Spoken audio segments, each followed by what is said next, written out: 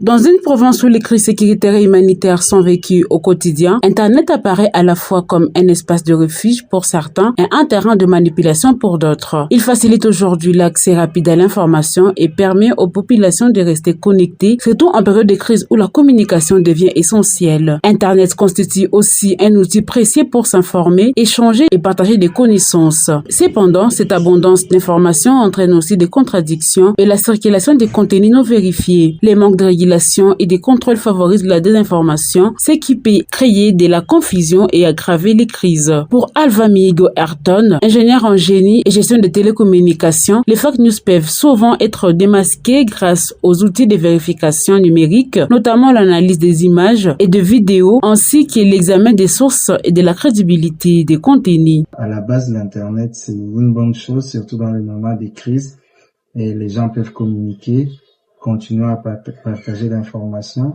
mais des fois, vu qu'il n'y a pas de régulation, il n'y a pas de contrôle,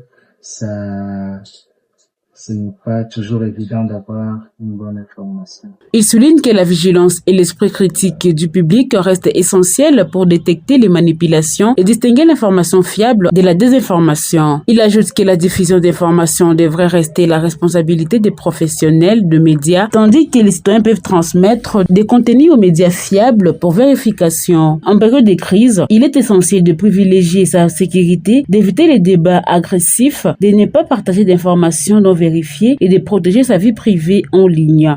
Avec l'Internet, on peut facilement lancer des alertes, dire s'il y a vol, s'il y a pillage à un endroit. Dans des moments de crise aussi, l'Internet peut aider à bien acheminer les secours. Avec la cartographie qui est sur Internet et d'autres services de mapping, ça peut aider à bien cartographier, savoir je vais aller à tel endroit et les chemins à suivre tel. À part cela, il y a aussi cet aspect de savoir à tel endroit je peux trouver telle chose. De son côté, Isaac Moucharamina, fact-checker au sein de la plateforme Chunguza Habari, explique qu'Internet facilite aujourd'hui la communication rapide entre les communautés. Il permet de diffuser largement des messages de paix, de sensibilisation et d'éducation grâce aux réseaux sociaux et donne aussi une voix aux lanceurs d'alerte. Toutefois, cette facilité de diffusion favorise également la propagation des fake news et de la désinformation, ce qui exige une vigilance accrue dans le partage et la consommation de contenus en ligne. Aujourd'hui, on a également beaucoup de lanceurs d'alerte à cause de l'Internet, ce qui n'était pas évident il y a quelques années.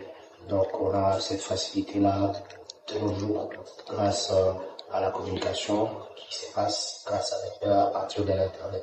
Il précise que, malgré les difficultés d'accès dans certaines zones, Internet permet de sensibiliser rapidement, surtout les jeunes, et de diffuser des messages de paix à grande échelle. Mais il peut aussi propager la désinformation, nuire aux réputations, fragiliser la confiance et attiser les tensions, d'où la nécessité d'un usage responsable. Face à ces deux défis, les deux experts lancent un message clair. Internet est un outil puissant qui peut rapprocher, sensibiliser et informer rapidement les communautés. Mais mal utilisé, il peut aussi propager la peur, la désinformation et les divisions. Un message, une mauvaise information peut tuer plus que l'arme. Elle arrive avant même, par exemple, il y a de cris, de coups de balles, de bruit de bottes.